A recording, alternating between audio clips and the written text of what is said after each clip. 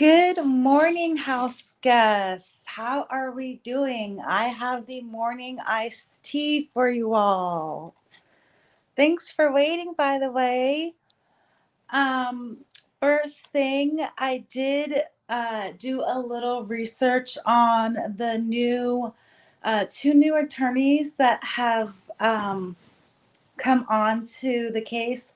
One is a securities attorney, and in my opinion, allegedly, I think that might have to do with Ryan Reynolds' um, stock company and maybe some rumored or hypotheses of price fixing, or maybe even insider trading or inflating stock prices in some manner that is somehow related to this case. Um, I also did some research on the three people who were mentioned in the lively email about the metadata, and they're going back and forth. And then there's this privilege log, and there's these three people on it.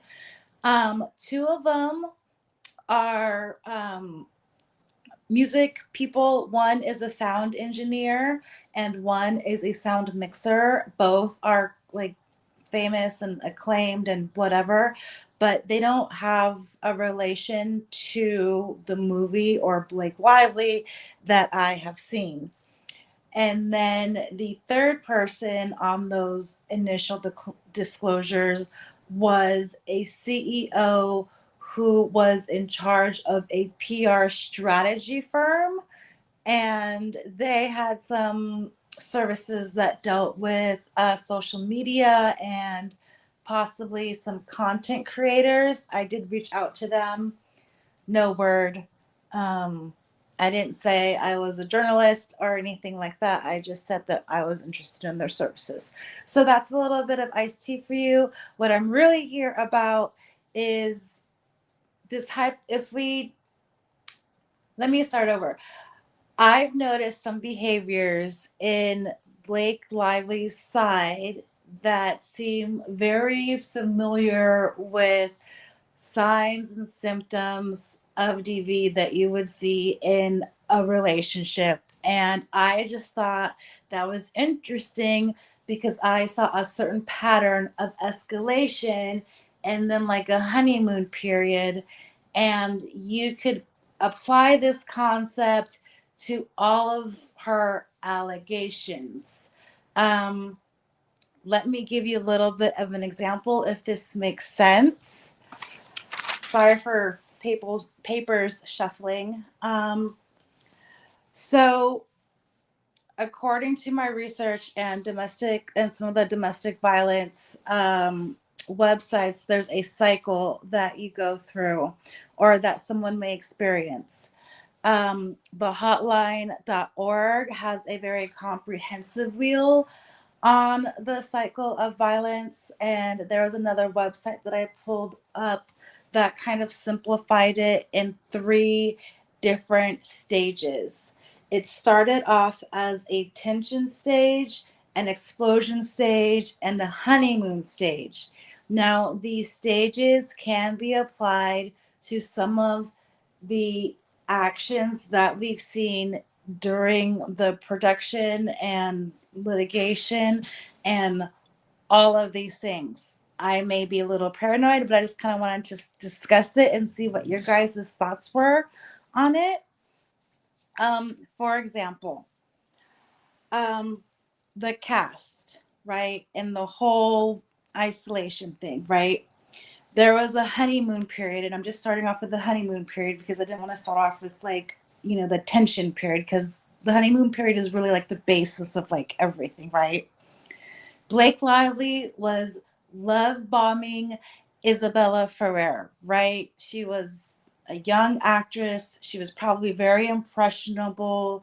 Here comes this big, beautiful movie star, and she just love bombs them. There was talk of what Super Bowl. Blake Lively had Isabel over for what was it, a sleepover party in her bed. And this is what Isabel Ferrer had said about Blake Lively in some interviews. Um, so she says, and I did pull this up and I primed this all up and then I lost all of my places. Okay. They're talking about the premiere. This is from E! News. And she says, she did style me. This is all her doing. And Isabel confessed in an exclusive interview with E! News. And then she said, for the occasion, Isabella, per Blake's guidance, donned a gorgeous flowered gown that matched the floral arrangements, courtesy of urban stems that decorated the carpet. She's been an absolute angel, Isabella added, a mentor and a big sister to me, and a new best friend. I don't know where I'd be without her. Okay. And if you look, you can see that in July 2024, the cast was turned against Baldoni. So it looks like July 23, 2024, Sony informs Wayfair, the studio financing the premiere and most of the film, that Lively had demanded that Baldoni, Heath, and Wayfair refrain from attending the New York premiere and threatens a cast-wide boycott if they do so. So when it had to do with the cast, Blake Lively in her honeymoon period love bombed him. When it come to the tension phase of thing, she was kind of controlling their behavior. Case in point, in an interview that Isabella Ferrer did, she had said that she was at work at her New York like waitressing job and she received a phone call and she had to quit her job right then, and then all of a sudden she was on Book Talk without Justin Baldoni, right? Controlling behavior on the part of the other side. And then there is the explosion phase where all of a sudden Isabella is turned against Justin Baldoni. Do you see kind of what I'm getting? Like these patterns of like escalation. I know I'm not explaining this very well. So the premise is the Wayfair parties are basically the victims, and then we have the plaintiffs as having these characteristics of a DV cycle. You can even see this in their court filings, right? The honeymoon phase was no legal action from like August to December, right? And then all of a sudden, you have the legal action, and then you have an increase of filings. Like, what are we on? Like, docket 960 something, right? So the tension phase is these filings, right? The explosion phase of things are the sanctions. Do you get it? Also, what someone noted, and I think it was Little Girl Attorney, that also in this phase that I'm hypothesizing is that Blake's side essentially took control over how much information was going to be given in these summary judgments. So they had this increase of filings, but they also said that they were going to file for some summary judgment, but Blake Lively's side. So they made it seem like it was going to be summary judgment versus summary judgment, right? Tension phase, right? And they're trying to control everybody's behavior. And then they say, hey, let's put a limit on these pages, right? So then they have this limit on these pages, which is 30 pages of argument, right? And then you get to the explosion phase. Wayfair is limited into what they could say, and Blake Lively chooses not to do anything. Does that kind of make sense? I also did this with the birthing scene in the birthing video. So the honeymoon phase was Blake Lively basically going along with the birthing scene and going along with oh, I've never seen a home birth, right? Everything is copacetic, everything's fine. The tension part comes when she starts questioning the video, like almost immediately when they present it to her. Oh, does your wife know that you're showing me this? Is this corn? And she kind of like freaks out, right? The explosion phase is all of a sudden in May 29th, she goes to Sony and complains about the video. So it's like this ratcheting up of behavior, and it's just a cycle through each like incident of like what I'm seeing. I could not apply this to Justin Baldoni or Wayfair side, because it just seems like every phase of their behavior is honeymoon. There is no tension phase, there is no controlling of behavior, there is no harassment, there is no signs of jealousy or control or interfering with work in a negative way. It just seems all smooth and passive. I only get these trends when I'm looking at the behaviors of the other side, allegedly, in my opinion.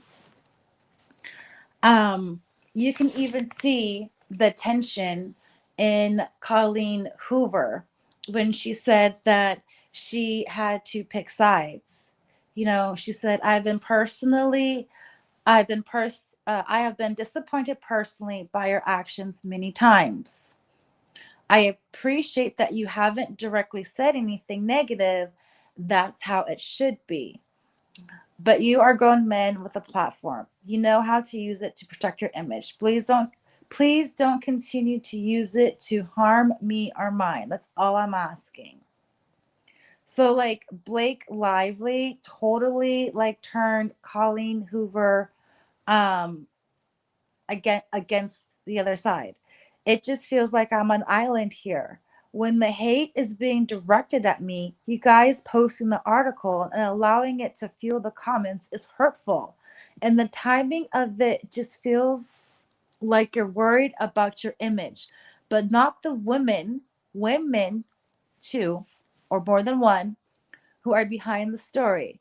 I know things took an awful turn and I felt forced to choose when I did not want to. But the back and forth articles from both camps are just so upsetting and ridiculous. So again, there's like this, just everybody is just feeling, the heat and the tension. Um And it looks like it goes the same thing for like the marketing. Honeymoon phase. Everything's copacetic. Hey, we'll do the marketing for free, no cost or whatever, right? Well, all of a sudden, they're going to Sony, right? And then all of a sudden, Wayfair has to pay for everything. So now they're being abused financially and controlled financially, and their hands are tied financially. Another sign of DV. Like, I know the movie was about DV, but this just, their actions were just triggering, and I just had to get this out. Let me know what your thoughts are. I know this is kind of tinfoil hat right now. Um, Same thing with the weight issue, honeymoon phase, right? Blake Lively accepts the fact that she, has some work to do and some weight to lose because, she was pregnant and gained 60 pounds. And so she takes responsibility. But then the controlling phase and the tension phase is actually at one of the meetings where Ryan Reynolds instructs Baldoni in the words and sentences to say to Blake Lively as an apology. And when he can't do that, it appears, at least with what I've gathered, that Justin Baldoni was berated by Ryan Reynolds for approximately 5 to 6 hours. Another sign of DV, verbal abuse. And who does that? Like, I'm surprised they didn't get sued for being hostile people. And another sign of DV, allegedly, in my opinion, based on what I've read, is an interference of the workplace by your partner. So, this text from Ryan, when he's talking about getting a tattoo and getting, starting 2 weeks earlier or whatever, because, you know, the way to tear them apart is to separate them. I mean, that to me was like triggering and a flashback in my for my own personal life. So let me see if I can find this. Um, I think I have it pulled up.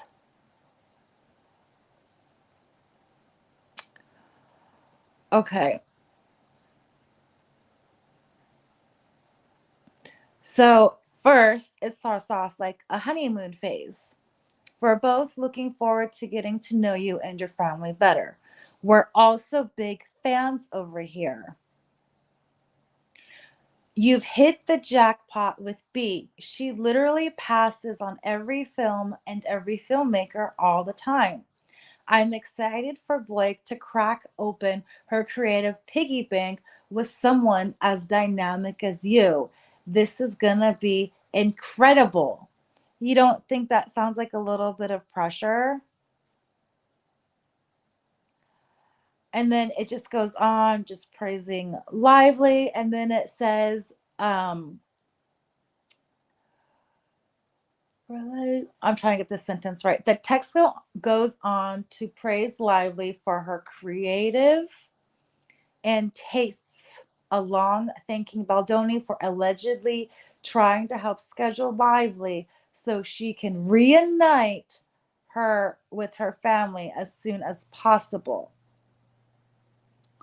All this to say, I've had your producer's face tattooed on my perineum if they can figure out how to start 2 weeks earlier. Completely understand how big of an ask that is, but the perineum is one of the most nervy parts of the human body to expose to trauma. So, do, do you see how it kind of like escalates? I don't know if I'm making sense or if I'm crazy.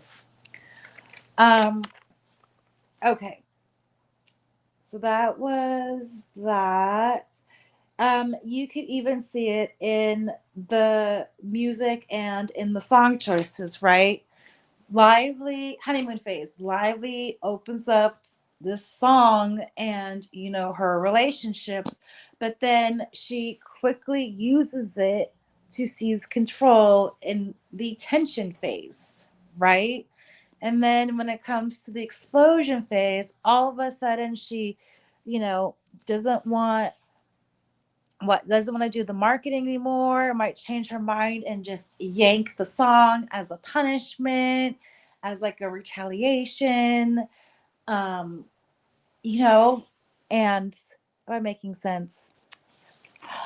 Um, and it also goes with um even the attending of the premiere and turning the cast against one another. It's just this rationing up of just of of like behaviors that are just so crazy. You know what I mean? Um, I don't know if I'm making sense, but that's just something that I just wanted to know and to highlight. I did have some other things that I wanted to bring up. Um, just like the financial thing on the Zoom video conference between Wayfair and Sony Marketing, Wayfair learned that Sony had been dealing with extensive notes and revisions to the marketing plan as a result of the content shoot because Sony ended up hiring Reynolds Company Maximum Effort to produce the promotional content from the film.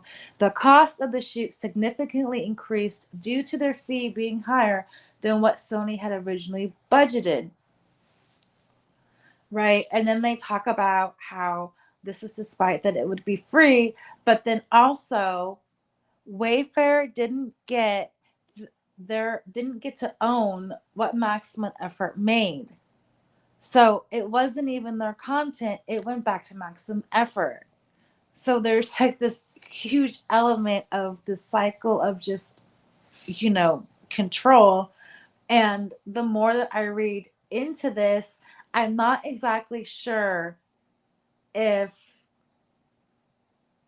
Blake Lively's relationship with Ryan Reynolds is all that harmonious, if you know what I mean. Like, I hypothesizing that maybe some of these patterns she's learned from her relationship with Ryan Reynolds, because Ryan Reynolds has a lot of just questionable behavior as well.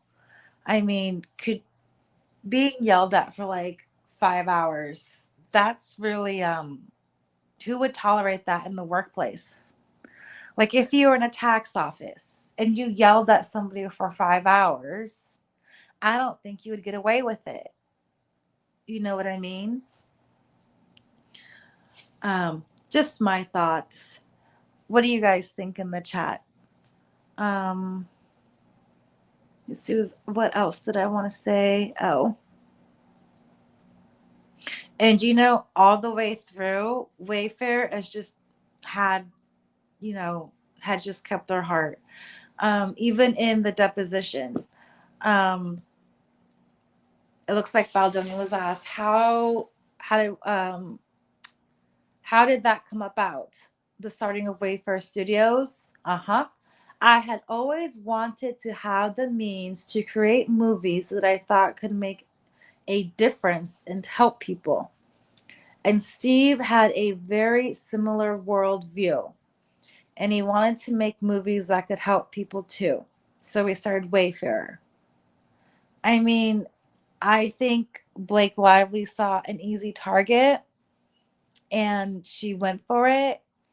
And Wayfair and their parties, in a sense, along with Jennifer Abel and Melissa Nathan, I think they all got caught up in a modern day DV Hollywood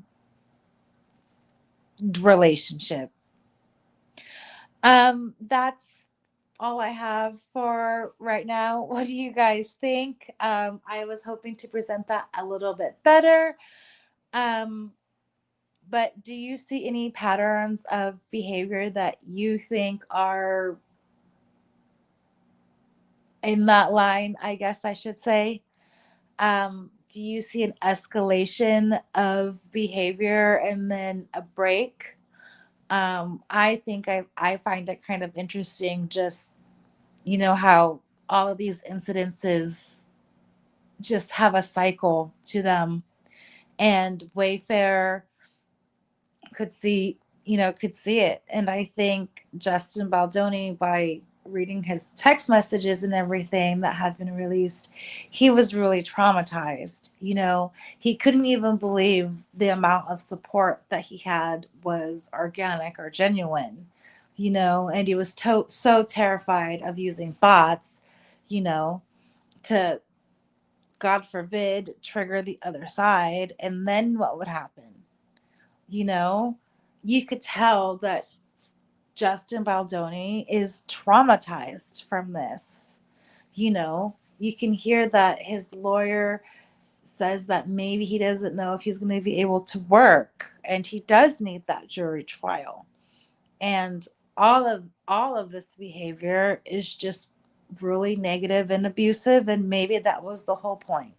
Maybe I used to think it was the point of money, like maybe they lost a whole bunch of money off of this and the branding and everything like that. But if Blake Lively is so far removed from these companies, she's going to have a percentage. It's probably going to be low. So did she really lose a lot of money? No, what she really lost just was her reputation, and all she had to do was do nothing, and she would have probably regained it. But instead, she decided to push the envelope, be abusive, and now everything is blown up. Um, Let me know what your thoughts are. Comment, share, like, suggest something else I should cover. But thank you guys for joining me this morning, and I hope you have a beautiful day. I'll see you later, house guests. Bye bye.